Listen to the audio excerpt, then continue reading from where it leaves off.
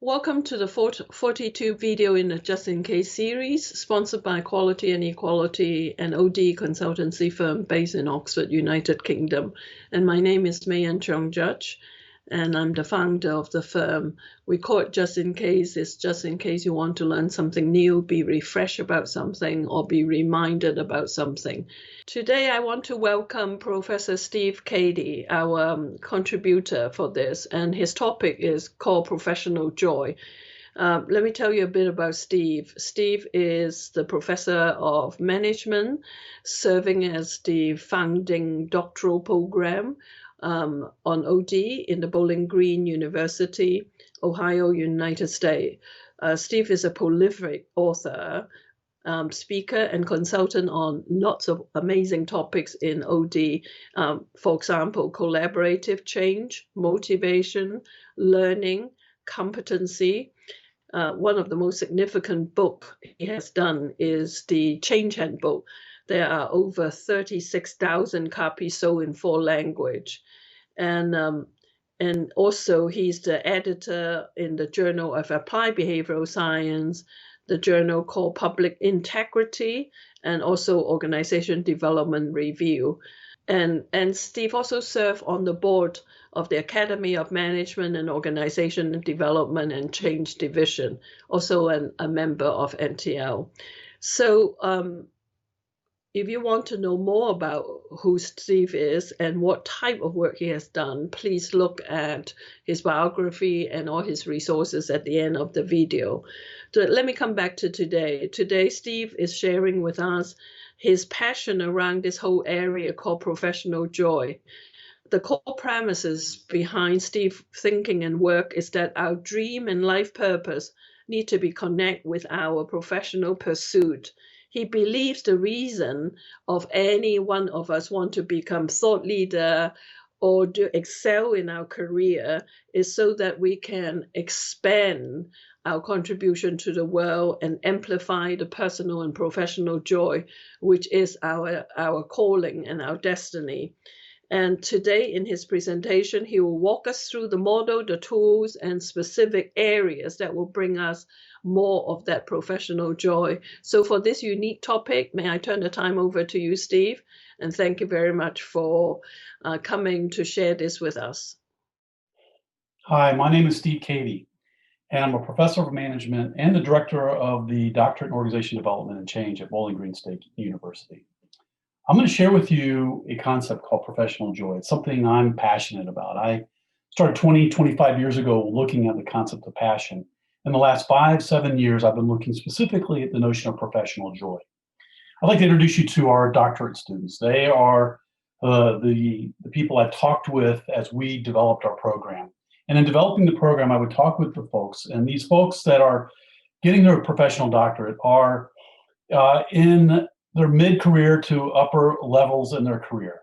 They have a lot of experience and credentials already, many accomplishments under their belt. They're doing important work all around the world, and they're working on some of the most important, daunting challenges that I've seen, and most exciting creative ideas and so forth. And as I talk with them about what kind of program they want, what are they looking for at this stage in their life, they would often say the following: I want to get my mojo back. I want that spark. I want to take my career to the next level.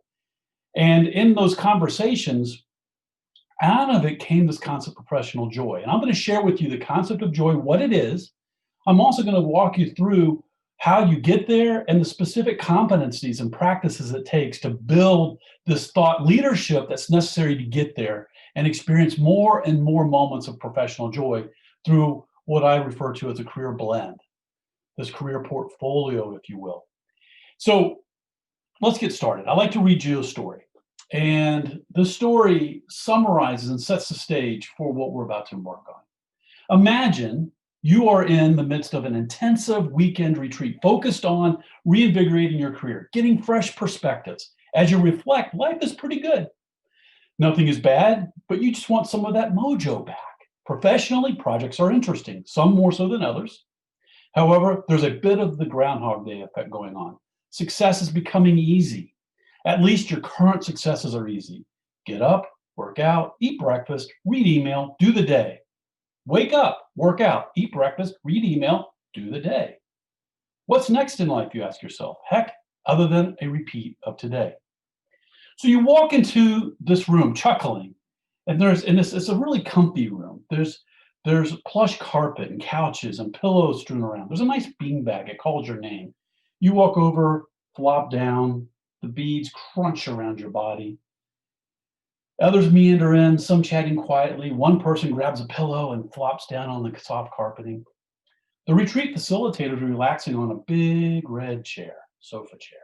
Legs are crossed. She's reading quietly. There is a slow hush to the conversations in the room. A sign the group is ready for what is about to happen next.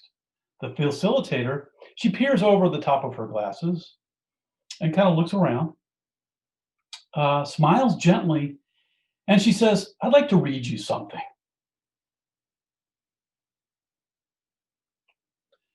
Notice, this evening, the sturdy Levi's I wore every day for a year, and which seemed to the end in perfect condition, suddenly tore. How or why, I don't know, but there it was, a big rip at the crotch. A month ago, my friend Nick walked off a racquetball court, showered, got into his street clothes, and halfway home collapsed and died. Take heed, you who read this, and drop to your knees now and again, like the poet Christopher Smart, and kiss the earth and be joyful. And make much of your time, and be kindly to everyone, even to those who don't deserve it. For although you may not believe it, it will happen to you. You too, one day will be gone. I, whose Levi's ripped at the crotch, for no reason, assure you that such is the case. Pass it on. Sitting up, the guy who flopped on the floor places the pillow on his lap and he sighs. To which the facilitator asks, "Share a bit more." He nods and says, "I'm pretty darn happy in life. Actually, things are going well. I don't know. Maybe I'm telling myself a story. Something is just missing. Some days I'm sick and tired of myself. That's why I'm here. I don't know.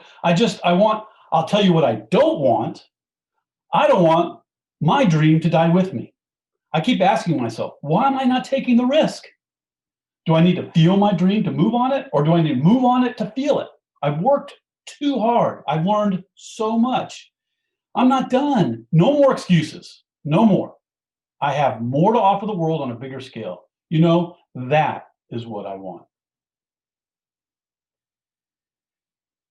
She smiles. You do have much to offer. Here's what I'd like you to do. Don't compare yourself to others. You have as much right to success, amazing success, as anybody else. Take the next few minutes to see the best version of you. Reflect on your life, your death. Imagine that you have lived an amazing life, a wonderful life, full of joy. She points across the room to a door and says, when you're ready to embrace that amazing life, your whole life, and get fully present with your death, walk through that door. The next step on your journey this weekend has begun. So, what is professional joy? What is that gentleman seeking? I believe he is seeking that. He is seeking to translate his life, his professional work, into an expression that brings him the kind of joy that so many professionals in our field and in the world are seeking. And what I'm going to share with you is it's a three-tiered process, or a three-tiered experience, if you will. On the third level, that professional joy, the pinnacle, what we strive for, moments of professional joy, expanding and increasing those moments of professional joy. To get to that level, we have to first, before that, maximize our career blend. Dance amongst those career archetypes that I'm going to share with you in a minute. Dance amongst those in ways that we fully enjoy doing. Well, to get to that point and to be able to dance amongst all these career options, level one is required, and that is to become a thought leader. I'm going to walk you through level 3, then level 2, and then level 1, and talk to you through this hierarchy of professional joy. So let's begin with level 3, realize professional joy. Like I said, what is it? Well, it is happiness. And in research that I've done, where there's some specific research studies that have come out that look at expressions on the face, there's also the science of looking at where emotions reside in the brain. But as we look at them and look at all these different expressions and what people experience, one thing that comes really close that's nearby happiness in a lot of the research, the way it kind of ranks out and how things group through exploratory analysis and so forth, are two concepts: ecstasy and delight. So think of joy then as the intersection of this happiness, ecstasy, and delight. And when we think of it in the context of profession, our professional joy, I love my job. I love what I'm doing out in the world. Professional joy is a heightened feeling of happiness in the form of ecstatic delight that a person experiences when applying their talents towards meaningful work through a rewarding blend of job roles and responsibilities, or professional roles and responsibilities, a variety of jobs and things, and blending those, doing a when you want, where you want, with whom you want, making the living you want.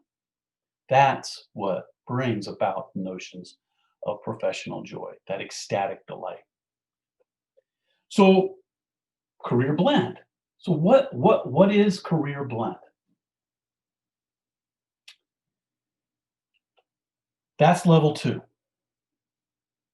And when we look at level 2 and career blend, we can think of it in terms of having flexibility. And the economy of the world right now, this gig economy, exemplifies this quite a bit. In 2005, 10% of the workforce was engaged in independent work. And then in 2018, just a few years ago, the number was reported at 31%, and it's continuing to grow today.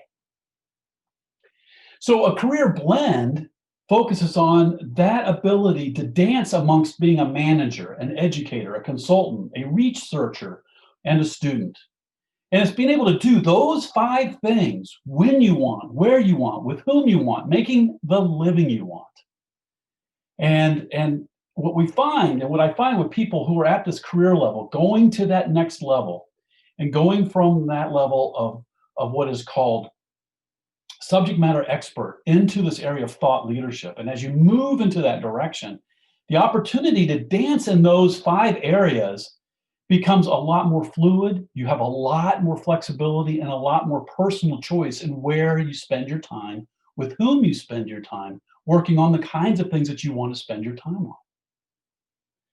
That is when people experience that, when they pause. And as I interview people and talk with people, they'll say there's moments where they just pause and they go, you know, I can do that. I can do what I want, when I want, where I want, with whom I want, and making the living I want. And all of a sudden it's just like goosebumps, and they're like, yes, yes, ecstatic delight. So I'll put it into a framework here for you as we think about it. You've got this notion of manager and consultant, and they're sometimes on competing ends. So, you know, the manager and the consultant, they are trying to achieve one or the other, and sometimes both. And sometimes a manager wants to do some consulting work, a consultant wants to do management work. And a lot of people who are doing that competition, because you can't really, and sometimes people will talk about, I either manage or I consult. I can't really do both as easily, but you can. And as you get more of this thought leadership and get more of this credibility that comes with it, people are able to do that management and consulting and kind of blend it together a little bit more. Here's what I hear people saying, particularly in professional fields like in organization development and change. What they're saying is they want to do that, and they want to be educating more. They want to be giving back. They want to be spending time in a university environment or a college environment, teaching, training, certifying, helping others, and being of service. And they want to back it up with research. They want to start documenting what they're doing. They want to start evaluating and providing evidence to the efficacy, the impact of the practices that they have. So they can give more evidence, make a more business case, if you will, for the practices of OD, organization development and change. And the center of all of that is the student. the student who is a consummate learner, lifelong learner. And a lot of folks that are doing this are coming back and getting their doctorates or getting advanced degrees because they want to develop their credentials, their skills, and they want to apply it directly and in real time to what they're passionate about, to the work that they want to do, that difference that they want to make in the world. And so what you can see here is you can see it's kind of, this notion of practice versus scholarship. You can see the kind of the competing, if you will, demands of a researcher, teaching versus research, managing versus consulting, and in the center, the student. And you can also see this notion of evidence, because the scholar really works in the area of empirical evidence and data. And scholars, a true scholar is a researcher and an educator. And a true practitioner has anecdotal evidence, and they actually bring their experience into the work that they do. And they bring a wealth of experience combined with their credentials. And that is what helps them to become a manager and a consultant and go back and forth and bring that knowledge into that bit of a competing demand, if you will. So you got this anecdotal evidence, practice. You got empirical evidence, scholarship. You've got the researcher and educator. You've got the manager and the consultant. You've got the student in the middle learning, the logical evidence, the connecting the A to B to C, the learning the theory, learning the research, and getting credentialed around that. So what people will say is, I want more of that. How can I do what I want, when I want, where I want, with whom I want, making the living I want? How can I do what I want, when I want, where I want, with whom I want, making the living I want? How can I do what I want, when I want, where I want, with whom I want, making the living I want? To do that, we got to get to level one. We got to start at level one, actually, and build our way up in the hierarchy of professional joy. And the focus here is on becoming a thought leader, which is different than a subject matter expert. The thought leader path begins with credentials, getting credentials and training, that student, if you will, getting credentialed. And you become a credentialed practitioner. And as you put your credentials, you put the learning in your credentials, if you put it to practice, as you begin working it and working it more, what happens is you begin developing subject matter expertise. You have those hours and hours of practice that go into it. Malcolm Gladwell wrote about the 10,000 hour rule. It really is not exactly that, but it's generally the research commonly supports the notion that, depending the type of task, 10,000, 20,000, 30,000, but there's a lot of hours that are put behind a person's credentials in order for them to become a true subject matter expert. A thought leader is different. A thought leader takes it one step further. A thought leader moves from using others and using others' ideas and intellectual property and concepts and applying them masterfully or expertly to solving problems and making a difference.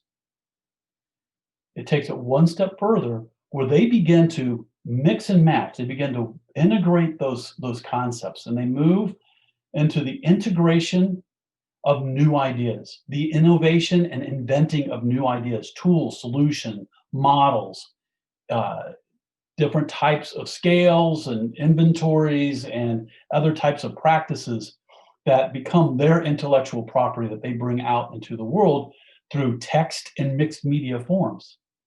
And so let me share with you those competencies of a thought leader versus subject matter expert. While the subject matter experts are particularly adept at learning from others, translating that knowledge into application and solutions, thought leaders take their work one step further by scaling new models, tools, and instruments, and other concepts that have a valued impact. Intellectual property, creation of the mind, inventions, literary and artistic, symbols, names, images used in commerce. So thought leaders in our field of organization development change They're creating new models, tools, and instruments, and other concepts that have a valued impact. And they share it in printed form. They share it in mixed media. And they share it in a way that it gets scaled, it gets used by a broad audience. They actually are making a difference while they sleep. So here are the competencies on the left there. You can see in the green: create, train, publish, network, and learn. You can see 3 of the 5 archetypes, the career archetypes, as I call them, for the career blend. You see the consultant, the educator, and the leader. You also have the researcher and the student. What I find in the field of organization development and change, the first 3 that are most important are the notions of consultant, educator, and leader. Being able to, over on the left, create scalable models and tools on an approach that they've created to solve real-world applications or real-world issues, problems. And they find the problem that matters to them, a question that they care about that also adds value in the world. And they create this solution, and they're able to write it up, create visual models and other types of tools that people can comprehend, and it helps them to duplicate that particular solution in another situation. That's the scalability piece. They got to create them. Now, creating it's one of 5 competencies. In addition to creating it, people need to be taught. So training programs are created around these scalable solutions. This intellectual property has a training program. And courses and workshops based on the approach, the models and the frameworks are created. And you can see that they're applied you can see the creating and the training are applied as the consultant, the educator, the leader, or training as the consultant, the educator, and the leader. So what you see is you can create so that consultants, educators, and leaders can actually use it in a scalable fashion. And you, as the thought leader, now as you become a thought leader, you're also using your own tools and frameworks as a consultant, as an educator, as a leader. You're training as a consultant, educator, and a leader using your concepts and your tools and solutions that you've created. Now, that's not enough, because how can others use your work? So yes, you have your models, you have your tools, you're teaching others about it, and they're trying to use it and so forth, but you're going to need to go one step further to move truly into the thought leader realm. And I would call this the pivotal hurdle. This is the most important, this is the cornerstone of thought leadership. That is publishing your content, including research. Now you're moving into that research area where you're collecting data and you're publishing evidence on the efficacy of your approach. And models and other frameworks that are coming out of your work, and you start building and publishing. You start printing, publishing text-based content, rich media, and other forms of bringing content out and publishing your content out in the world for people to be able to get, read, listen, watch, and learn. And the more you create of that, the more it serves the training. So you got this training and publishing kind of working hand in hand. Now what happens as you start doing this, people take the workshop. They go, I love this. Somebody reads it, sends you an email. Oh, this is great. They give a presentation at a conference using your book, using your article, using your tool. People are using the tool in assessments and evaluations, and they're doing all kinds of stuff, and that data is coming back, and they're sharing the results in their company, and it's giving more efficacy to the approach, and people are just glomming onto it. And that goes to the next thing, because once you have those 3 in place, a network begins to emerge. People start meeting and want to meet with you. Now, you don't have to be a thought leader in the entire world. You can be in your department, in an organization, one organization inside, and you're creating, training, and publishing stuff that's working and supporting the organization. And you start creating an internal learning community around your work. And people start gathering, and you just put a call out. Hey, this is the topic I'm passionate about. I've created some solutions that can help you. Join me. And now people join. They're sitting in, they're talking to each other, they're sharing best practices, and all while that network is growing, as people are following and using your work and sharing, and you're seeing the benefit of your work and offering and helping others, and your brand is growing. Your reputation is growing. The evidence behind your thoughts are growing. The innovations you've created now have efficacy and demonstrated impact. And more is being written. Other people are writing about it. People are sharing, and you're learning. You are already on to the next book, the next article, the next model, the next edition, the next new iteration of it. And so you're continuously improving your models and your frameworks while you're learning new things every day. And as you're doing those 5 things, creating and training and publishing and networking and learning, and you're going to find yourself at the top there, your ability to consult on it, educate on it, lead on it, research on it, and continuously being a student on it, your opportunities to do those 5 things when you want, where you want, with whom you want, making the living you want, dancing amongst that is what you're going to experience. So you might ask, okay, this is awesome. That's what I want, because that's what this gentleman, and that's what I hear from people. They'll say, I want that spark. I want that mojo. You know, as he said, that gentleman in the story, as he said, I don't know, maybe I'm telling myself a story. Something is just missing. Some days I'm sick and tired of myself. That's why I am here. I don't know. I'll tell you what I don't want. I don't want my dream to die with me. I keep asking myself, why am I not taking that risk? Do I need to feel my dream to move on it, or do I need to move on it to feel it? I've worked too hard. I've learned so much. I'm not done. No more excuses. I have more to offer the world on a bigger scale. You know, that is what I want. So where do you start?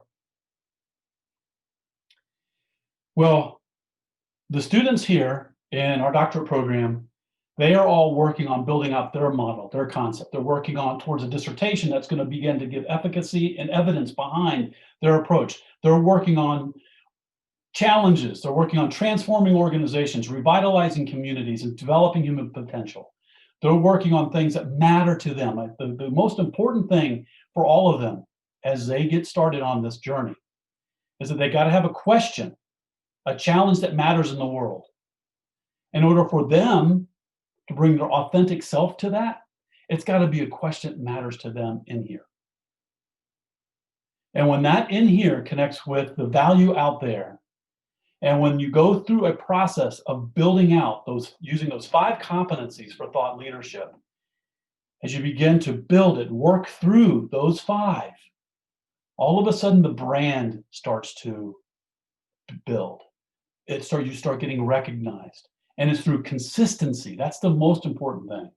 If you love it and you got it in here, you will do the work necessary. You will stick with it over time. You will do the hard work. The root meaning of passion is to suffer in service of something that is greater than any one of us.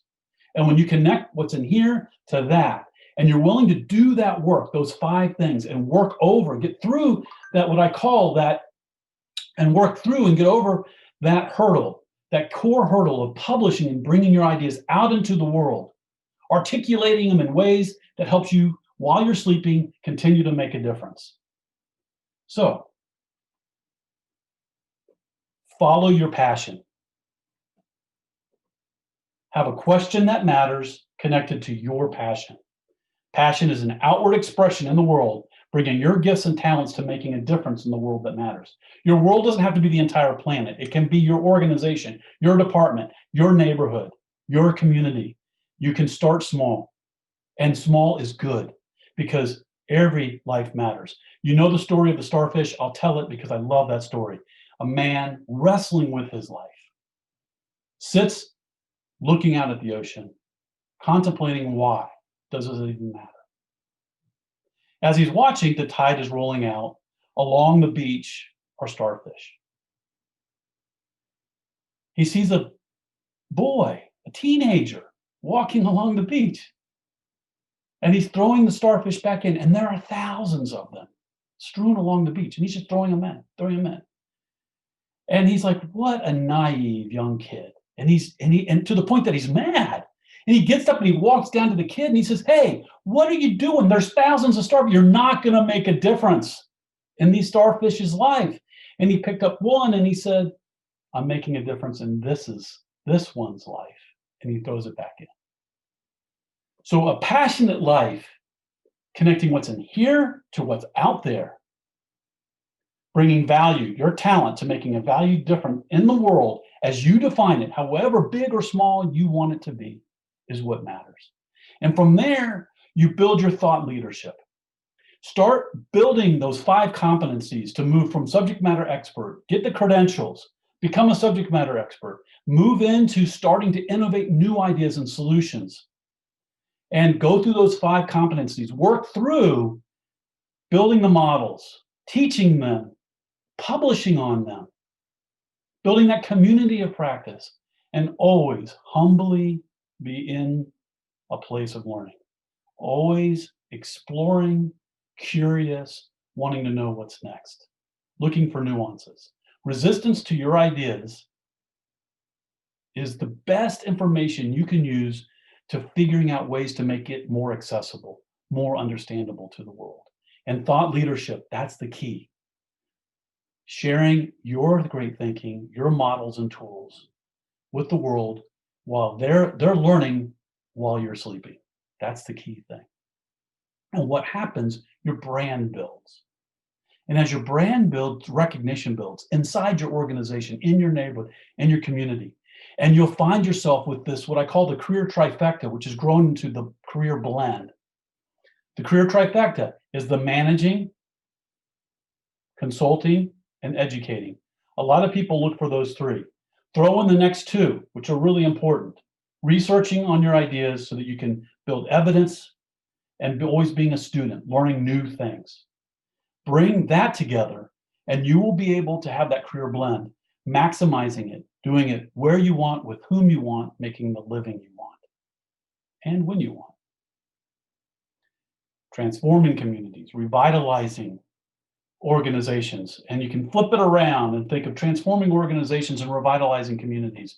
The main thing is you're bringing your work into communities and organizations. All the while, what's really important is people are developing. Human beings are becoming better individually and together. And there's nothing better than that in our field in organization development and change than seeing us make that kind of a difference. And there's nothing better than doing that with what I care about in here, making a value difference out there using my talents. That is what is really awesome. So I'd like to leave you with this quote, and I love it. You know it. If you don't, it's a real treat. It's my favorite quote. Our deepest fear is not that we are inadequate. Our deepest fear is that we are powerful beyond measure. It is our light, not our darkness, that most frightens us. We ask ourselves, who am I to be brilliant, gorgeous, talented, fabulous? Actually, who are you not to be? You are a child of God. Your playing small does not serve the world. There's nothing enlightened about shrinking so that other people won't feel insecure around you. We are all meant to shine as children do. We were born to make manifest the glory of God that is within us. It is not just in some of us, it is in everyone. And as we let our light shine, we unconsciously give other people permission to do the same. As we are liberated from our own fear, our presence automatically liberates others. So I wish you well on your journey to professional joy. Thank you. May I give a big thank you to Steve for taking us through your presentation about professional joy. I think what is sitting with me is the amazing thought process you have given to this topic and how you really invite all of us to pursue our professional joy. And I think this is a really important bit of the reflection we need to do, because work occupies 2/3 of our life, if not more. Particularly recently, someone said it's not working from home. Many of us are sleeping in the office. So in that context, professional joy is very important. And those of you who want to connect with Steve, or his information are at the back of the video. So thank you, Steve, for sharing with us something that's so close to your heart, and you have spent so much time in exploring and putting a theory presentation together. So thank you, and thank you to all the viewer. keep well, keep safe.